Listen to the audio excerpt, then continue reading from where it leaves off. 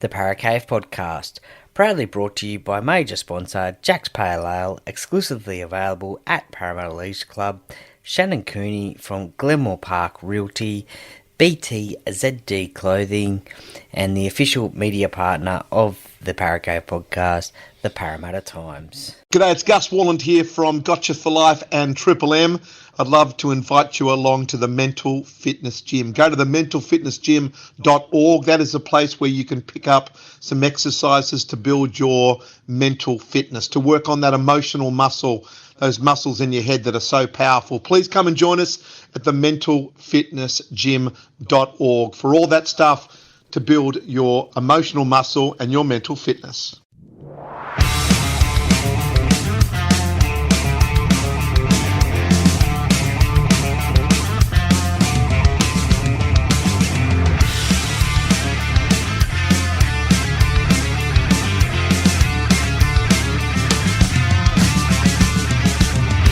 Welcome to another episode of the Paracave Podcast. And now over to your host, Troy Warner, broadcasting live from the world-famous Paracave. And yes, hello and welcome back to another episode of the Paracave Podcast. Troy Warner here, and Pacific Championships week number 2 has been run and done. And look, did we see some great football over the weekend, some great international football over the weekend? We certainly did, especially the Sunday games between the two Australian and New Zealand men's and women's teams. They were both great games indeed. Look, the action started on the Saturday with the Fijian sides, both men's and women's, taking on the Cook Islands sides, both men's and women's. And in the women's game, it was the Fijians who got the win 18 points to 6 over the Cook Islands.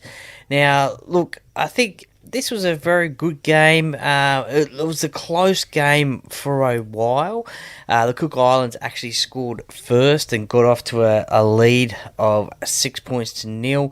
Unfortunately, though, the Fijian ladies came back and scored in the 17th minute, then the 21st, 39th, and the 60th to run away with the game. 18 points to 6. It was 10 points to 6 at half time. It was still anybody's game, but unfortunately for Kiana Takarangi and her Cook Island teammates, it wasn't to be on the night. Fiji, they go on to play PNG next week, I think it is. I'll double check that one before I leave today. Now, in the men's game, the Fijians took on the Cook Islands as well. This was a massive score win to the Fijians, 56 points to 6. 10 tries to 1.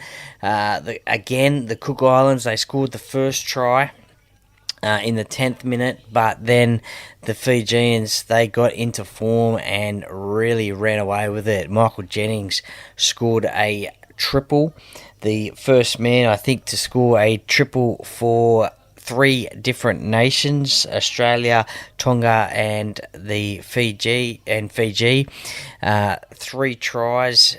And also Mike Acevo as well, who announced during the week that he will be off to the English Super League and has signed with the Leeds Rhinos. He got a double within 2 minutes of each other as well.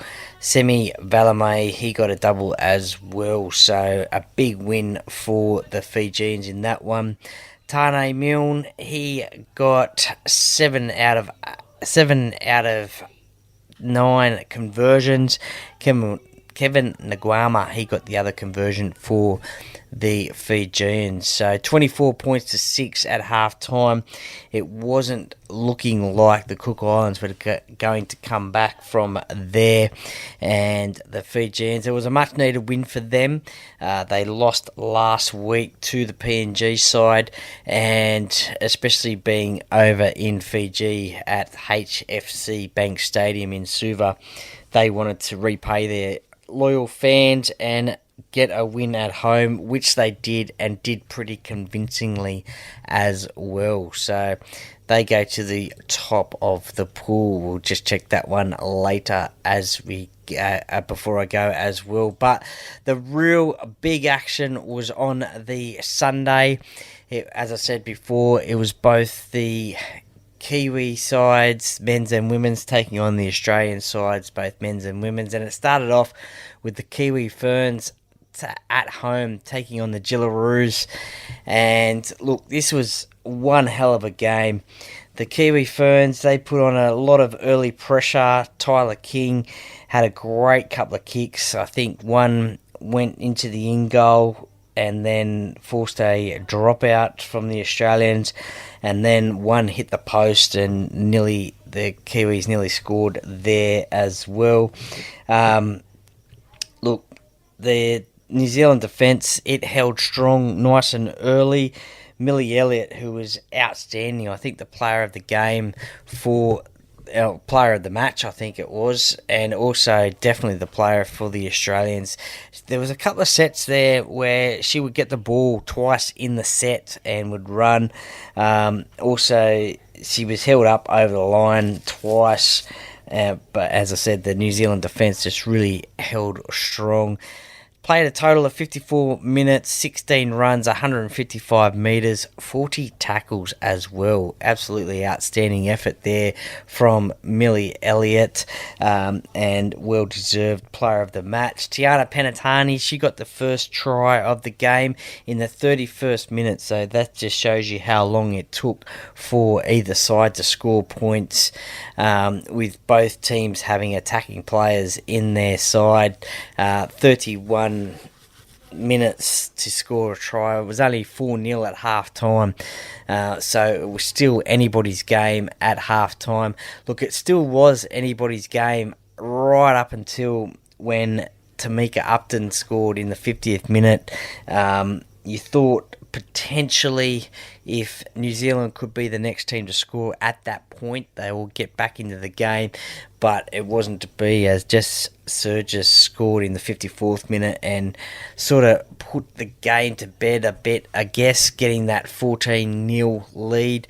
Having the New Zealanders would have had to have scored three converted tries to get in front, and that clock was running out. So, look, a great effort by the Australian women's team. They go into the final having won last week against PNG in a big fashion. So the final will be played at Combank Stadium on the 10th of November. The New Zealanders will play the PNG side next weekend. But look, to this game, 54% to the Jillaroos, 46% to the New Zealanders. As I said, they had a lot of pressure early on, but they just couldn't score a point in the whole game, actually. And it was the first time in the New Zealand history of the Kiwi Ferns that they, in Test Match Rugby League, that they have been held to nil. So a massive effort there from the Jillaroos, and their defence absolutely outstanding.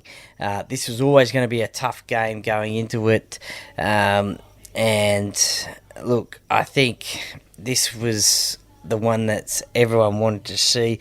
We did like the game that the Jillaroos played last week against PNG and seeing all those tries being scored, but this would have been their biggest test. So they have the week off this week, and they will be rested for the final coming up. As I mentioned, the Kiwi Ferns, they will play the PNG side next week, but we'll get to that a little bit later. Moving on to the men's side of the draw, and the Kiwis, they took on the Australians, and look, the last time these two sides played, it was that 30-0 win to the Kiwis in the Pacific Championships final. So there was a lot to play for, maybe a little bit of revenge for the Australians. The Australians got the victory, 22 points to 10, 4 tries to 2 it was.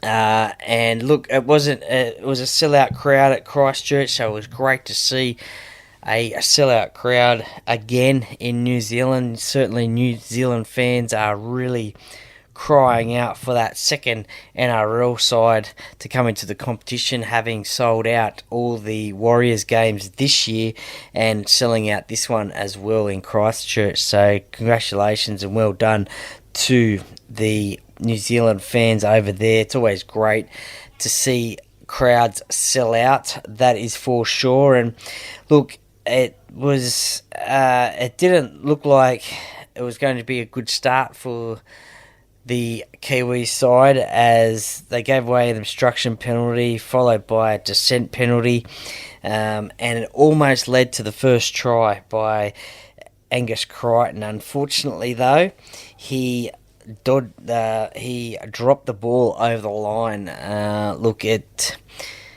To me, I guess it sort of maybe looked like a little bit of a, I guess you could say, casual put down, but the ball just got away from his hand and New Zealand dodged a bullet there. That was early on in the game, but it took Lindsay Collins in the 15th minute to score the first try of the game, and what a try that was. I think he was on a run. He broke the line. I think it was about a 40-metre line. The Kiwi fullback, Keanu Kinney, was in the front line. Basically, Lindsay Collins isolated him, and Keanu's unfortunately missed the tackle on the big man. Big man on small man, and Lindsay was able to come out the other side, and he had enough pace to score. But, geez, isn't it good to see front rowers just in the clear and just pinning the ears back and going for that try line? But look, it was great to see Lindsay Collins get over for the first try. Look, I'm sure he probably would have been paying $50, $60 to get the first try, but gamble responsibly, of course.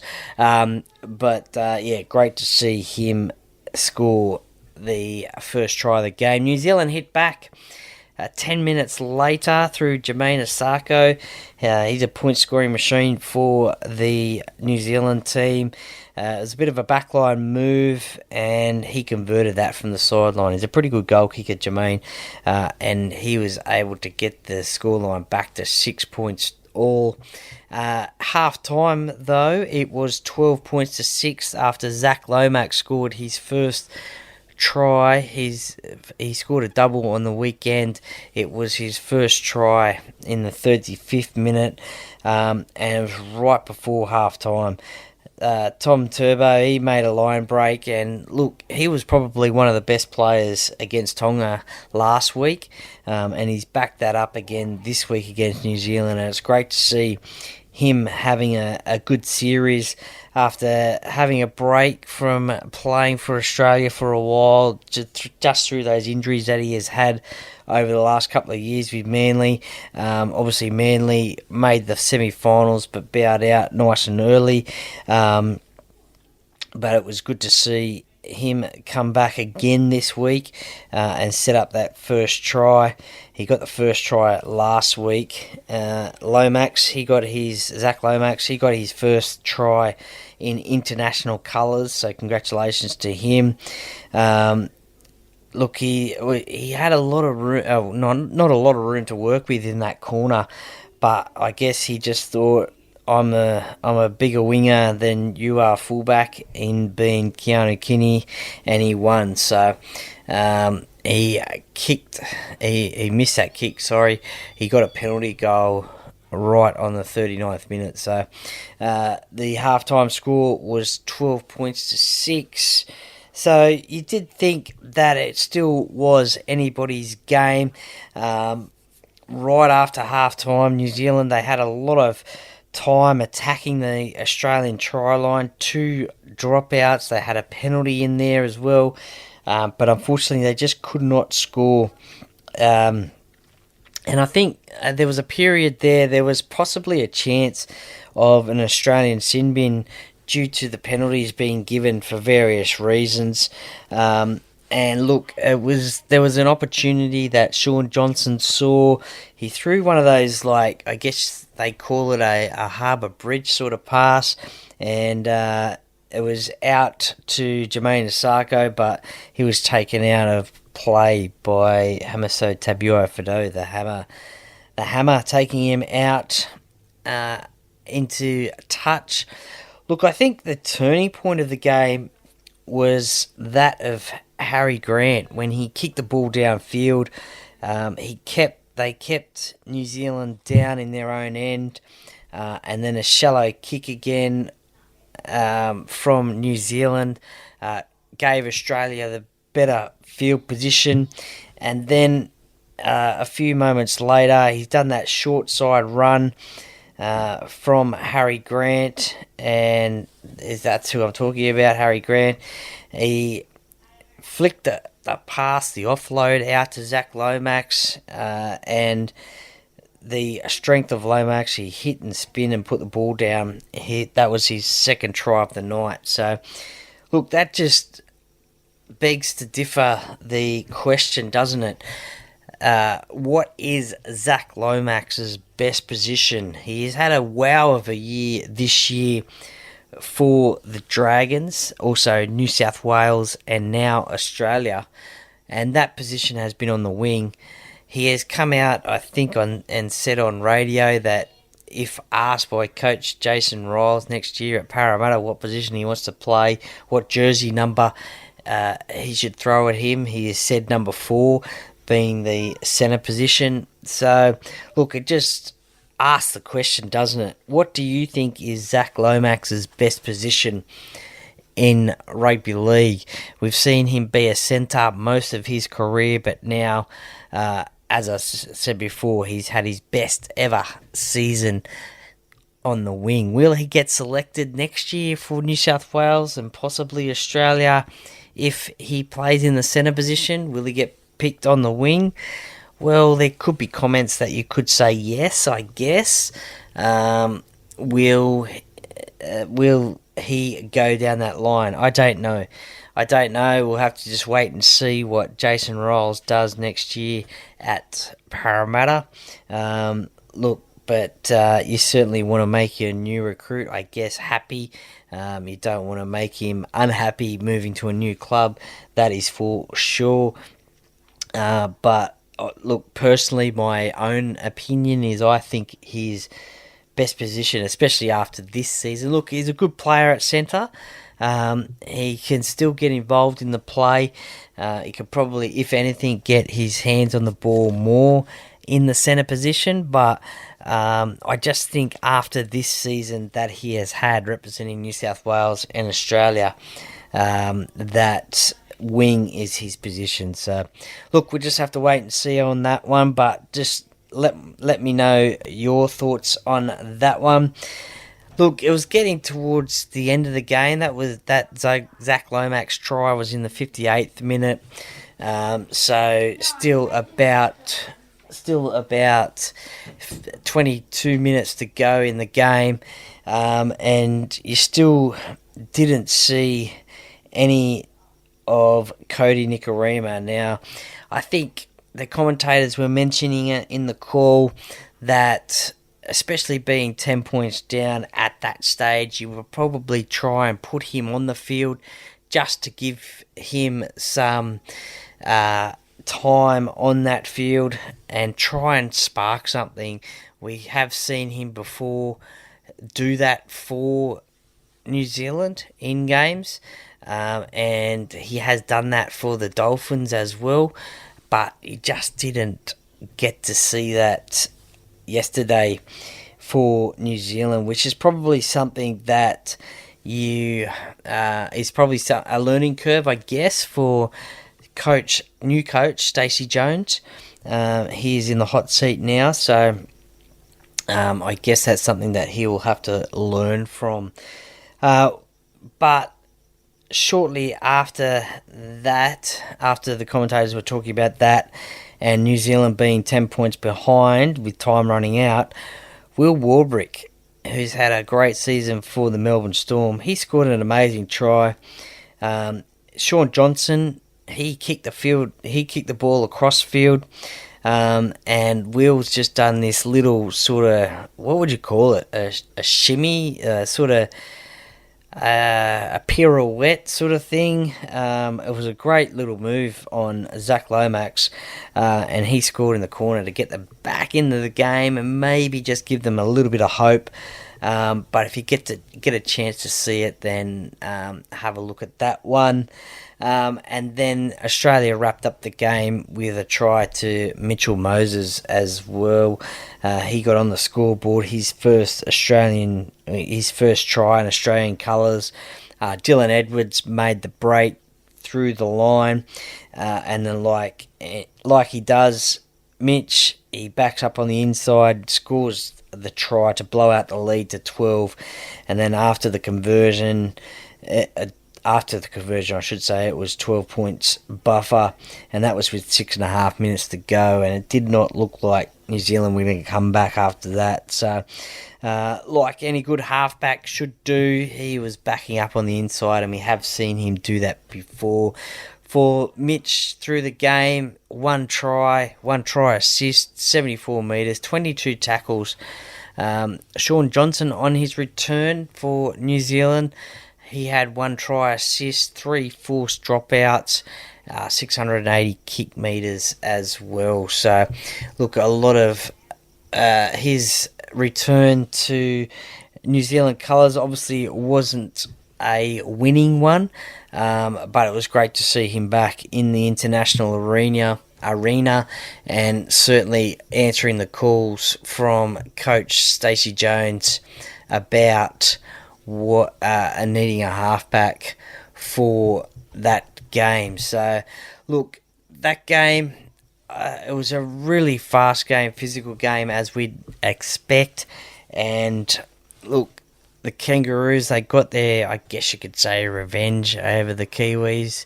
Not really. That main test will come in a couple of weeks' time at CommBank Stadium in the final, if indeed the Kiwis are successful in defeating the Tongan side next week. So the state of play, look, the Kiwis, they had more possession in the game. As I said, they just could not cross that Kangaroos line, and look, the missed tackles, they were pretty even in that, so no faults there. But yeah, they just could not get across the try line of the Kangaroos, so well done to their defence in trying to stop the Kiwis from scoring. Harry Grant, I think he was player of the match, 55 tackles. As I mentioned before, just had that kick during play which sort of turned the game around. Zach Lomax, 2 tries, also the 200 run meters as well for the game, so he had a great game following on his game from Tonga last week and the season that he has had so far. Looking forward to week 3 of the Pacific Championships, and it all kicks off on the Saturday at 3:35 p.m, and that is Australian Eastern Daylight Savings Time. At Samoa taking on Fiji in the women's side of things, and the Kiwis taking on the Tongans in the men's draw. That game at Go Media Stadium in Auckland, 6:05 p.m. So, look, that'll be an interesting clash, that one. That will be a good one as well. Look, a lot of talented players in that one, and position is up for grabs in the Pacific Championships Cup final, I think it is. And the other games that are played on the Sunday, the PNG Orchids are taking on the Kiwi Ferns, 1:55 p.m. That game being played up at Santos National Football Stadium in Port Moresby. And then the men's side is taking on the Cook Islands side at the same venue as well. So a double header there. And look, expect a full crowd there now. A full crowd there, as they always do up there in PNG. They love their rugby league. It's their national sport. Look, this game on Sunday between the men's, in the men's side of the draw, the Kumals taking on the Cook Islanders. Probably not a lot of people will be watching, but I reckon there could be a lot of points scored in this game, to be honest. The last time they met was last season. That was a win to the Kumuls, 46 points to 10. But I think this is a different sort of Cook Island side. So it's the first time that it's the third time I do believe that they're playing at this venue. But the Kumuls, they'll have the hometown support. They will be hard to beat up there in PNG. And look, I guess it will give you a good gauge as to the NRL sort of standard players that they could have, that it does look like they will get a National Rugby League team in the competition in the coming years. So it'll be good to see the sort of players play there and the sort of talent that they have there. So as I mentioned before, they love their rugby league. This will be a great atmosphere. I will be certainly watching this one for sure. So what does that mean after all of that? Well, we have the Pacific Cup and the Pacific Bowl standings. Now, in the women's side of the draw, the Jillaroos, they will have the week off. They are into the final at CommBank Stadium. The Kiwi Ferns will take on the PNG Orchids. Now, the winner of that game will take on the Jillaroos in the Pacific Cup final.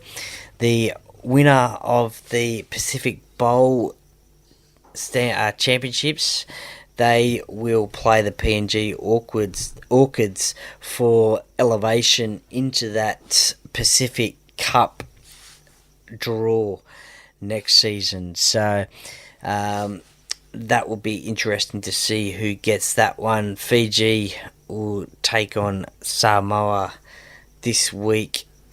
So we'll just have to wait and see what happens there. Now, in the men's side of the draw, in the Pacific Cup, which are the top three nations, Kangaroos, Kiwis and Tongans. The Kangaroos, they are through to the final on November 10 at CommBank Stadium. The Kiwis and Tongans play this week. The winner of that will play the Kangaroos in the final. In the Pacific Bowl, the Fijians, they've played 2 games. They sit currently on top of that. The PNG Kumuls will take on the Cook Islands team.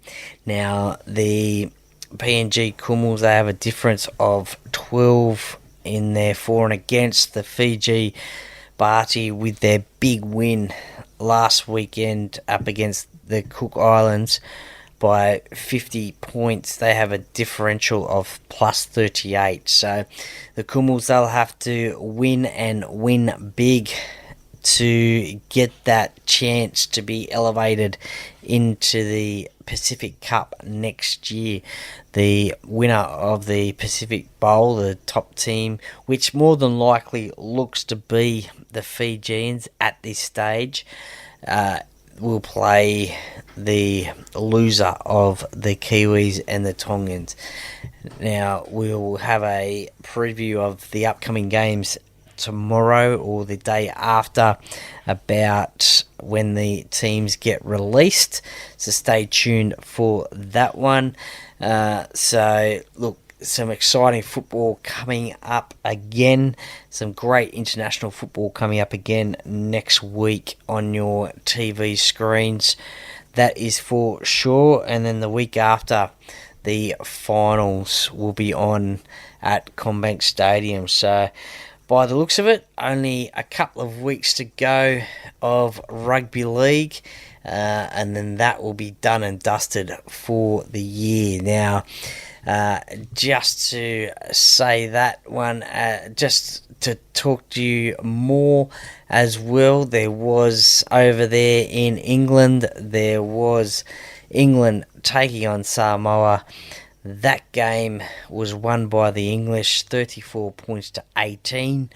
I only caught the highlights of that game. I think the English were in control of most of it. There was a glimmer of hope for the Samoans coming back, but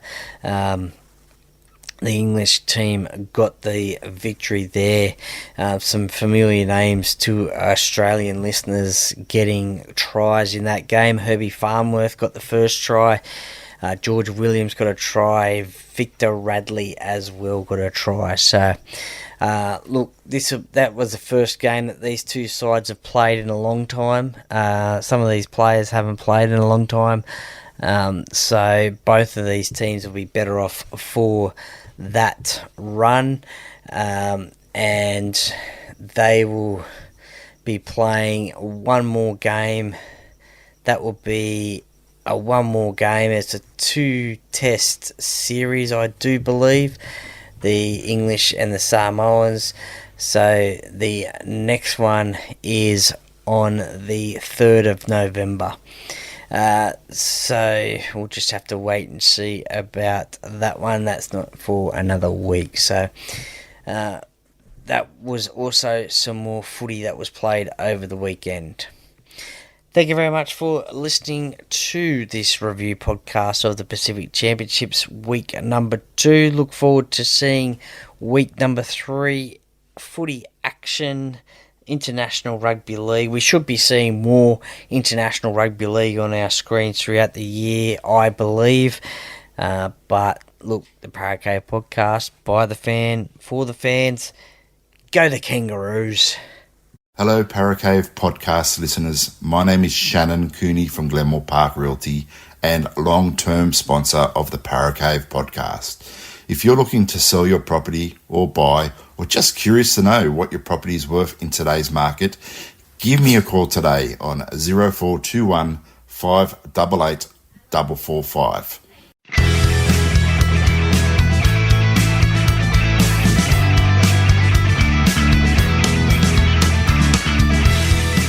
Thank you for listening to another episode of the Paracave Podcast. See you next time.